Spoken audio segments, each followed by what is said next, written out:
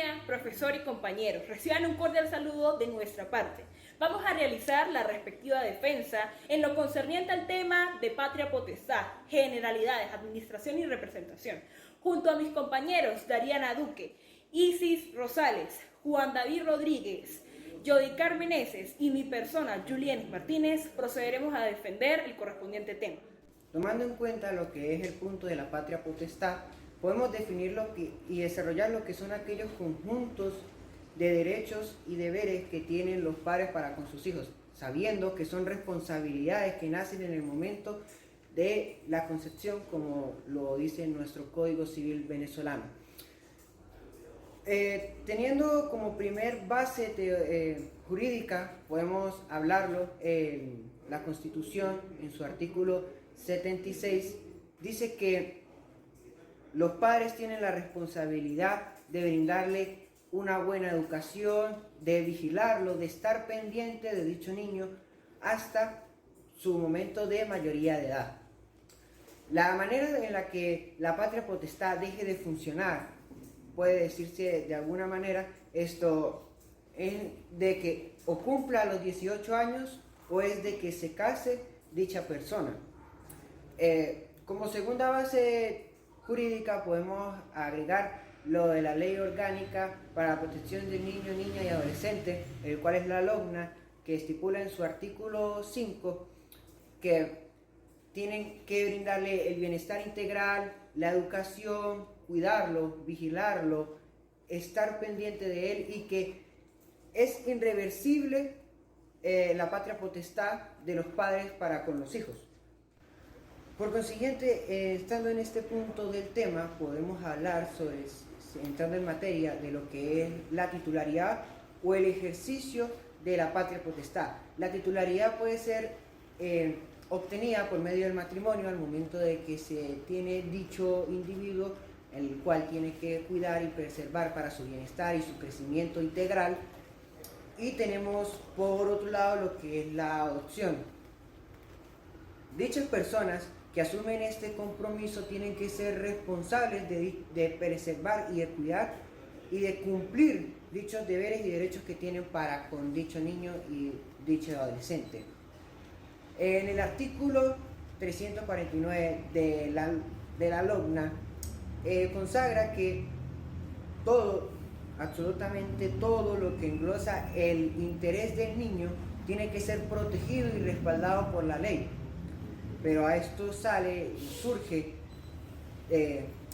tendencias teóricas, la cual primero podemos ver que es la tradicional, teniendo en cuenta que cuando hablamos del interés del niño puede ser tanto del interés psicológico como el interés físico. En la parte tradicional podemos decir en el momento de brindar educación, en el momento de brindar dicha crianza, ya que puede ser por los abuelos, padres, tíos, etc.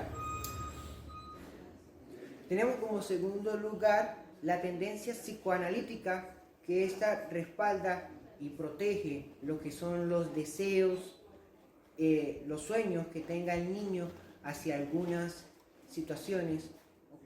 Como tercer lugar tenemos la tendencia intermedia, que esta resguarda o protege de dicha manera al progenitor y el bienestar del niño entre ambas partes, sabiendo que si tuvo antecedentes de maltrato, que vaya a ciertas consultas, ciertos parámetros que estipule la ley para que se mantenga el bienestar integral, que es lo que como tal quiere resguardar y quiere proteger la ley.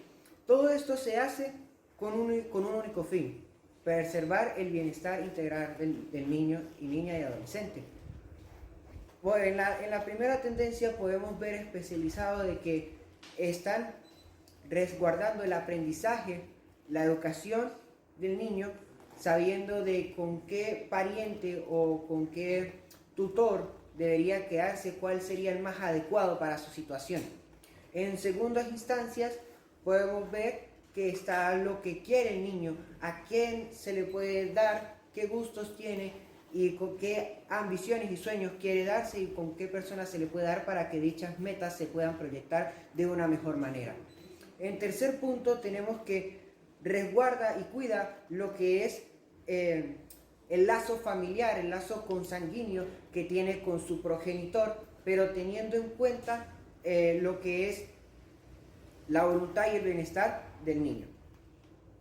Ahora nos corresponde hablar del último punto que está contemplado dentro de la patria potestad, el cual se refiere a la privación de la misma o a la extinción.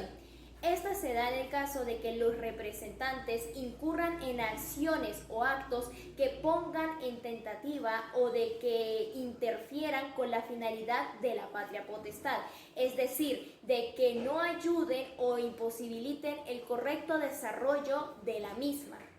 Entonces, si bien los padres ponen en riesgo el bienestar o el desarrollo de su hijo, el juez interviene con el fin de proteger la seguridad y el pleno desarrollo del menor.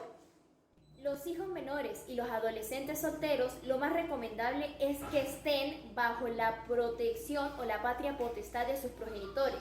Es lo más común, pero si estos amenazan contra su pleno gozo de derechos, entonces el juez interviene quitándole el ejercicio de la patria potestad de la representación o bien extinguiéndolo. Como entendemos, estas sanciones son impuestas por el juez en el caso de que los padres incumplan correctamente con la patria potestad según lo establece nuestro Código Civil y la Ley Orgánica de Protección entre niños, niñas y adolescentes. En el momento que se confirme que el representante está incurriendo en estos actos que incumplen la correcta ejercicio de la patria potestad, lo que se hace es que se le priva del ejercicio de la misma durante aproximadamente 2 años, periodo en el que aquel que ha sido privado de este ejercicio tiene que comprobar que no va a volver a actuar o volver a hacer esas causales que le privaron en principio este pleno ejercicio. Para ello se necesita su comprobación, el testimonio del hijo y la opinión de aquel quien esté representando al hijo en ese momento, bien sea el otro progenitor legal o el tutor o familiar encargado. Para entender cuáles son estas causas, acudimos al artículo 352 de la Ley Orgánica de Protección para Niños, Niñas y Adolescentes, la cual nos dice que en el caso de que los padres atenten contra la seguridad, la salud mental y moral del niño, se les privará de la patria potestad, además de que también lo corrompan o lo obliguen a ejercer la prostitución. También se encuentra contemplado de que si estos no quieren cederle la manutención o facilitarle la manutención, ya sea bien la educación, en los alimentos o en un entorno sano de donde el muchacho pueda desarrollarse, hasta que si los mismos son entredichos, los representantes en este caso me estoy refiriendo, o también son acusados penalmente, y esto produce que sean privados de la patria potestad. Al mismo tiempo, si estos son dependientes de sustancias, ya sean alcohólicas, drogas o cualquier psicotrópico que básicamente tiente contra su salud y la de su hijo, además de que si les permiten actuar o comportarse de manera que comprometan su seguridad física, moral o psicológica, también les será denegada el ejercicio de la patria potestad. Otras formas de extinguir la patria potestad sería bien por la emancipación del joven, porque éste ha alcanzado la mayoridad, porque éste se comprometa y además se case, la muerte de ambos progenitores o uno de estos queda entonces en protección del otro. Algo muy importante que hay que resaltar en este punto es de que si a los padres en algún punto se les privó de la tutela de sus hijos, de volver a incurrir en alguna de estas causales, se les será extinguida la patria potestad. Muy bien, ahora nos corresponde desarrollar la información dentro del capítulo número 17, el cual aún sigue hablando acerca de la patria potestad, pero ahora se refiere especialmente a la representación del menor y la administración de sus bienes.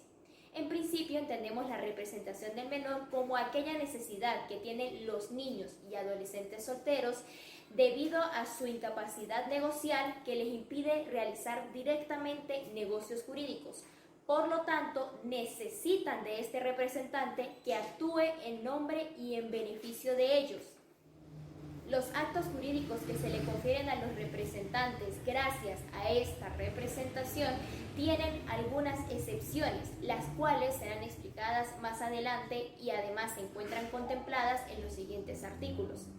Entonces, el poder de la representación vendría siendo la facultad que tienen los padres de actuar jurídicamente en nombre y beneficio de sus hijos sometidos a patria potestad.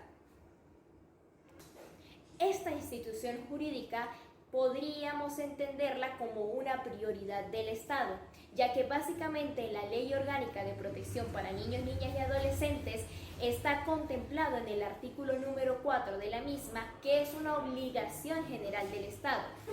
El Estado tiene la obligación indeclinable de tomar toda acción administrativa, judicial y legislativa, es más, de cualquier otro ámbito que sean necesarias y apropiadas para asegurar que se cumplan todos los derechos y beneficios de los jóvenes.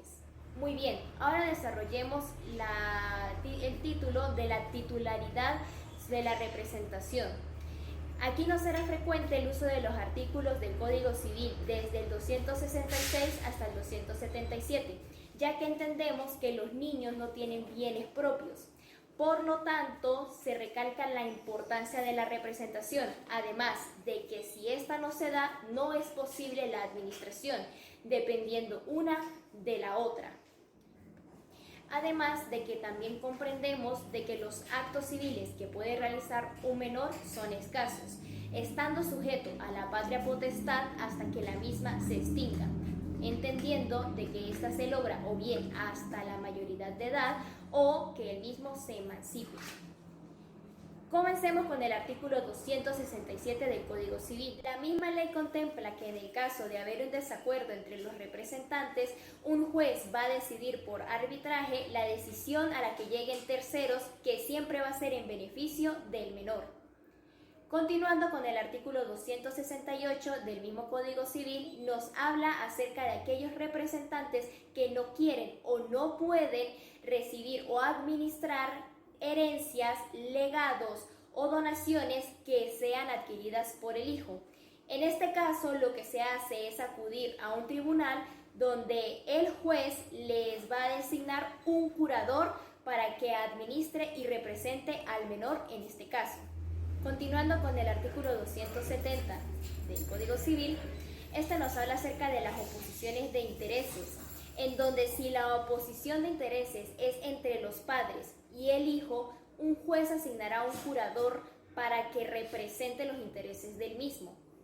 En el caso de que la oposición de intereses se dé entre uno de los progenitores y el hijo, el otro será quien se le asigne la representación del menor.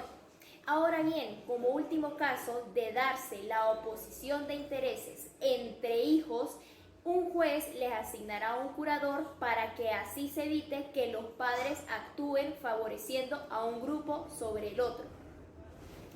Por consiguiente, tenemos el artículo 277 del mismo Código Civil, el cual nos habla de los padres o aquellos representantes que sean menores de edad o bien estén sometidos a una tutela de inhabilitación o que no sepan leer y escribir. En el caso de que sea uno de ellos, la representación quedará en manos del otro progenitor, mientras que con una previa autorización del juez. Perdón, esto es importante aclararlo.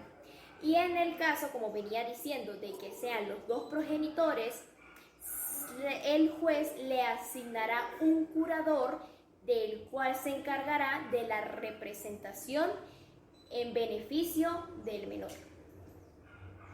Ahora realizamos un pequeño salto dentro del mismo Código Civil, retrocediendo hasta el artículo 208, ya que tiene relación con la representación, puesto que si los padres desconocen impugnando la paternidad, desmintiendo a la misma, queda en responsabilidad de la madre la representación del menor.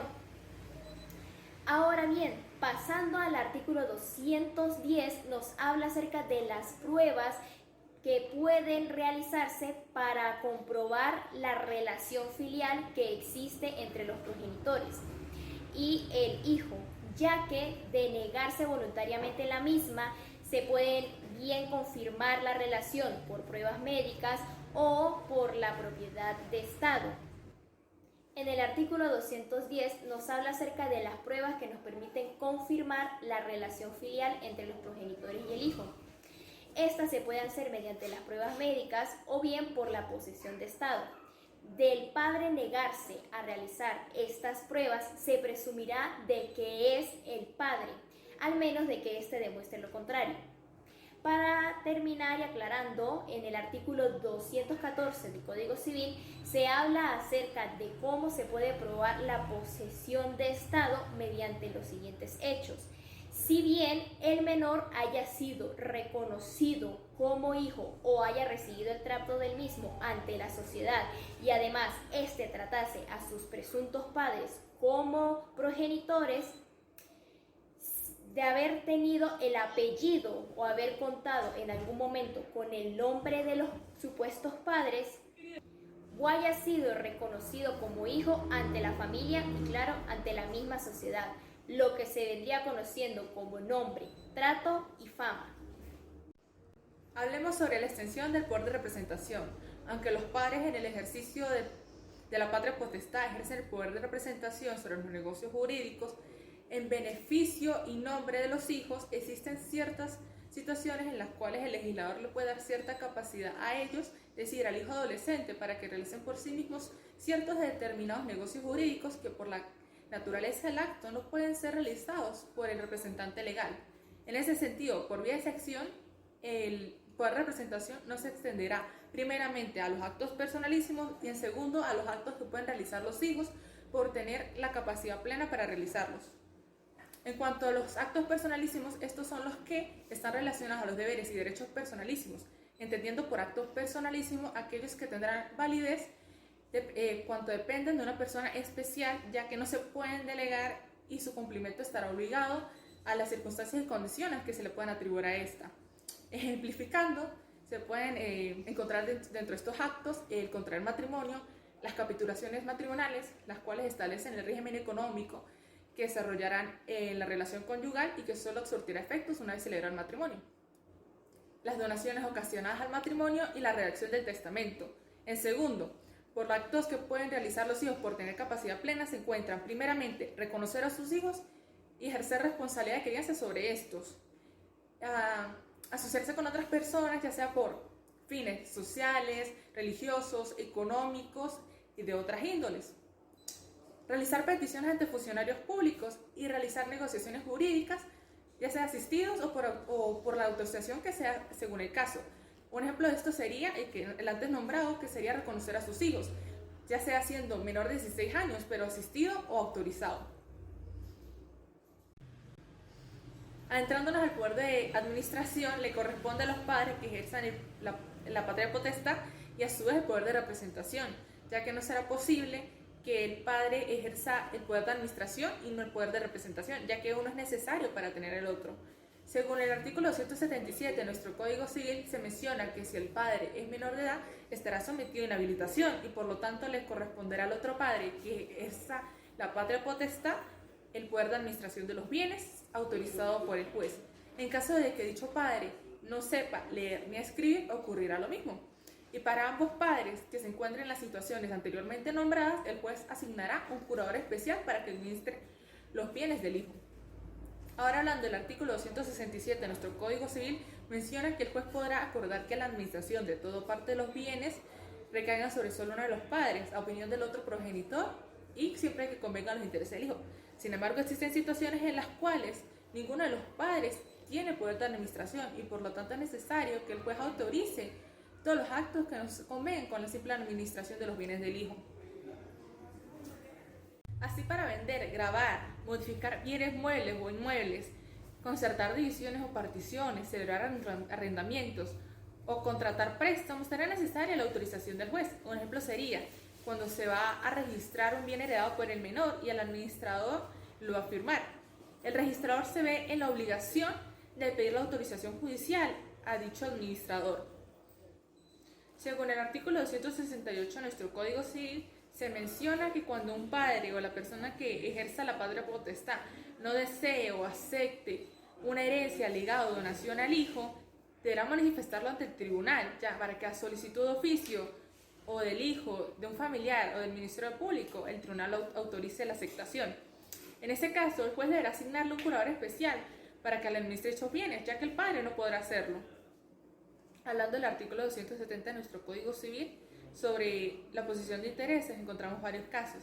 En un primer caso, donde existe una oposición de intereses entre el hijo y los padres. En ese caso, el juez deberá asignarle un curador especial al hijo para que le administre los bienes. En otro caso, por ejemplo, cuando existe una oposición de intereses entre los hijos y un solo padre, la administración de los bienes pasará a ser del otro padre que ejerce la patria potestad. En un último caso, existe una oposición de intereses entre los propios hijos y los padres actúan en prejuicio de un grupo de hijos, y lo cual puede perjudicar de cierta manera la administración de los bienes de los demás. En el artículo 275 de nuestro Código Civil se menciona que cuando uno de los padres o ambos padres no resultan ser tan buenos administradores como deberían de serlo, o sea, por falta de conocimientos o carencia de experiencia o llanamente de mala fe, la ley previene estas situaciones contemplará ciertas medidas protectoras para proteger la administración de los bienes de dicho hijo. El juez podrá conferir la administración a uno solo de los padres o a un curador especial, a solicitud de uno de los parientes en línea ascendiente o en línea colateral en tercer grado de consanguinidad. También ocurre que asignándole un curador especial, este tenga las mismas limitaciones que el padre para administrar los bienes, porque ocurre algo muy curioso, y es que esto solamente tiene una función cuando el hijo tiene dichos bienes. Cuando el hijo no tiene bienes, la función de administración del curador será casi igual a la de representación del padre, es decir, más inclinada a una función tuitiva que se asimila a cuidar del hijo. En relación al ejercicio de los padres en lo concerniente al poder de administración del patrimonio de un hijo, se tienen dos tipos de actos jurídicos. El primero es el acto de administración y el segundo es el acto de disposición. En lo que atañe al acto de administración, se pueden desarrollar cualquier tipo de actividades normales dentro de la propiedad del menor, siempre y cuando son en beneficio y con el fin de una conservación, de una explotación o también el empleo de una renta del mismo. Un ejemplo de esto puede ser la siembra, cosecha y venta de un producto, o cualquier venta de un producto fabricado dentro de la propiedad. También se puede contemplar el hecho de realizar un arrendamiento, siempre y cuando se deje en claro que el arrendado no puede permanecer más de 3 años dentro de la propiedad. Como se pudo mencionar y se pudo ilustrar en los anteriores ejemplos, en el acto administrativo no se puede ni se debe realizar ningún tipo de modificación, de alteración o comprometer en una generalidad el patrimonio del menor. En cambio, lo que sucede con los actos de disposición, que sí se ve implicada una modificación o tal vez en últimas instancias una alteración completa de la estructura del patrimonio del menor. ¿Por qué? Como un ejemplo de este tipo de actos de disposición se encuentran las ventas o donaciones que se encuentran plasmadas en un contrato. Y este contrato es la consecuencia de la alteración del patrimonio del menor. Ahora bien, para realizar todo este tipo de actos jurídicos siempre debe realizarse un previo proceso, y esto con base a la facultad otorgada a los padres en el ejercicio de la patria potestad del menor. Ahora bien, ¿qué sucede con los actos administrativos? En los actos administrativos no se necesita ningún tipo de autorización judicial. ¿Por qué? Porque no se ve en riesgo el patrimonio del menor a una modificación o una alteración en la estructura del mismo. En cambio, en los actos de disposición sí se amerita y se exige una autorización judicial para poder realizar el acto. Esta autorización judicial, ¿cómo se da? El progenitor debe ir ante el Ministerio Público y debe realizar una respectiva solicitud para poder explicarle al juez los beneficios que obtendrá el menor o el adolescente a partir de este acto de disposición, siempre y cuando este acto de disposición se llegue a enfatizar el beneficio concebido que tendrá o, en cambio, la necesidad que tiene el menor en recibir dicho beneficio que llegará a transformar su patrimonio de cualquier tipo de necesidad o beneficio que esté pasando el menor. Así como existen actos jurídicos que llegan a enriquecer el patrimonio del menor, también existen aquellos actos que son perniciosos para la estructura del mismo. Estos actos se encuentran contemplados con base a una prohibición en el Código Civil. Estos actos se infieren en relación a cuando los padres llegan a tratar de realizar una compra a través de terceros o a través de ellos mismos o a través de subastas públicas, en donde no se puede realizar una compra de los bienes del hijo porque sucedería un conflicto en lo concerniente a los intereses del padre y a los intereses del menor. Por tales motivos, esto lo contempla el artículo 1482 del Código Civil, en donde se ve exigida una incapacidad jurídica para el progenitor, en donde no puede realizar ningún tipo de adquisición de los bienes de su hijo porque existiría el conflicto ya antes mencionado. Ahora también existe algo que sería la incapacidad jurídica, contemplada en el artículo 998 del Código Civil venezolano, en donde establece que el padre no puede recibir por ningún tipo de motivo en venta pura y simple la herencia deferida del menor, ya que esto solamente podría recibirse como inventario y realizando su debido énfasis en que al recibirlo en el inventario que se encuentra dentro de la estructura del patrimonio del menor, el menor solamente debe hacer pago de las deudas de los bienes que recibió. Todo se encuentra plasmado a través de documentos tangibles que serán anexados al patrimonio de la estructura del mismo. Y volviendo a enfatizar que se encuentra tipificado en el artículo 998 del Código Civil. Bienes de los hijos no sujetos a la administración de los padres. Como bien sabemos, hay ciertos bienes de los menores de edad o bienes los cuales poseen los hijos que no tienen suficiente capacidad jurídica para hacer uso o buen uso de ellos. Asimismo, se dan los casos en los cuales estos tienen que ser utilizados o tienen que colocarse en garantía de los padres con la simple característica de que estos no pueden hacer ningún ejercicio de derecho con esos bienes. Hay padres y representantes legales que en contra de su voluntad obtienen un bien de un hijo. Para eso tenemos dos casos particulares, uno que maneja el artículo 272 del Código Civil venezolano, pero vamos a empezar con el primer caso. El primer caso dicta que basándonos en lo que esté escrito en un testamento, en una última voluntad o en una donación, se va a designar a una persona tutelar de este bien, que sería un curador que explícitamente un juez designe al caso y él es el que va a manejar los bienes del joven. Y si se da el caso 272 que tiene correlación con el hecho de que los padres sean forzados contra su voluntad de obtener este bien, se va a llevar mediante un caso que el padre ceda el bien al curador especial designado por el juez. Ahora bien, tenemos un caso en el cual el joven tiene 16 años.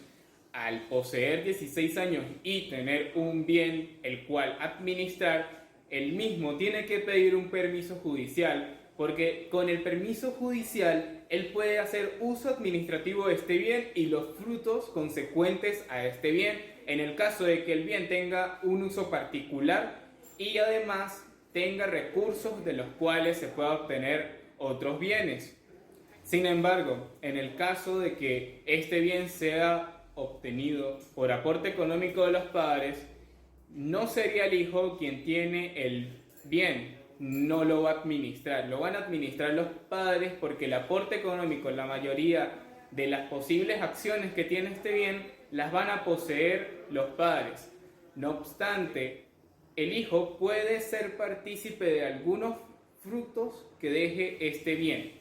Asimismo, todo esto bajo el artículo 273 del Código Civil venezolano. Y por último, tenemos el caso en donde el hijo ya es un heredero. Al hijo se le dejó por última voluntad, por testamento, un bien del cual él va a hacer administración. Pero si el hijo quiere después suceder estos bienes, no se van a considerar aptos a madre y padre que sean indignos, según el artículo 813 del Código Civil venezolano. Y estos bienes no podrían suceder. Responsabilidad de los padres por la administración de los bienes de los hijos. Según consagra el artículo 274 del Código Civil venezolano, padre y madre se hacen responsables del bien del hijo y solidariamente van a proteger y administrar el bien. Asimismo, se consolida que si uno de los padres emplea el divorcio para retirarse del matrimonio o hace una separación de cuerpos, el padre que se retire del matrimonio no se va a hacer cargo de los prejuicios que hayan realizado ambos a este bien. ¿Qué quiero decir con esto? Lo que quiero plantear es que si el padre hace una separación de cuerpos, él no tendría la responsabilidad por aquel prejuicio que ambos hicieron al bien, sino que la madre tiene que responder ante su hijo y ante el legislador, que sea acreedor del bien, por su seguridad, que este bien no se le haya cometido algún prejuicio, porque en los actos de patria potestad se considera la solidaridad. Los padres son solidarios con el bien del hijo y lo van a proteger en cuanto a su medida les sea posible. Si bien los padres tienen que ser solidarios con el bien del hijo, no están obligados a responder por el prejuicio que estos cometan. No con esto estoy haciendo una negación de lo que anteriormente dije. Simplemente estoy planteando que el legislador va a llevar este juicio y va a emplear garantías mediante dos formas posibles. Porque solidariamente ellos, los padres, deben responder ante el prejuicio de este bien. Pero solo dos situaciones legales van a ejercer una coacción para que este prejuicio sea reparado al hijo y en base a lo que dicte el Código Civil se pueda lograr la resolución más amena. Asimismo, ¿cuáles son estos dos casos garantes del hecho en el cual se le va a proteger el bien al hijo? En el caso dado de que padre y madre hayan hecho un divorcio o alguno de sus progenitores haya fallecido, ahí automáticamente se extingue la patria potestad de alguno de sus progenitores, el cual haya fallecido. En este caso, y si la progenitora del joven en sí quiere volverse a casar, van a dirigirse a un juzgado en el cual un legislador va a denominar un curador ad hoc al hijo, el cual va a hacer un inventario de bienes según lo contempla el artículo 110 del Código Civil. En el artículo 110 del Código Civil se toma en cuenta un inventario de bienes del hijo en el cual se va a resguardar y se va a pasar por escrito todos los bienes que hasta el momento de la extinción de la patria potestad el hijo poseía en su alcance o en su administración, para tener una data en caso de que el nuevo padre, con el cual se puede compartir la patria potestad y en algunos casos podrá ser garante de los bienes de su hijo, dé una respuesta ante algún perjuicio si se incumple alguna de las normativas o se hace un perjuicio a alguno de los bienes que estén inscritos en este material, en el cual se plantea todos los bienes que tiene en existencia el hijo antes de la extinción o durante la extinción de la patria potestad.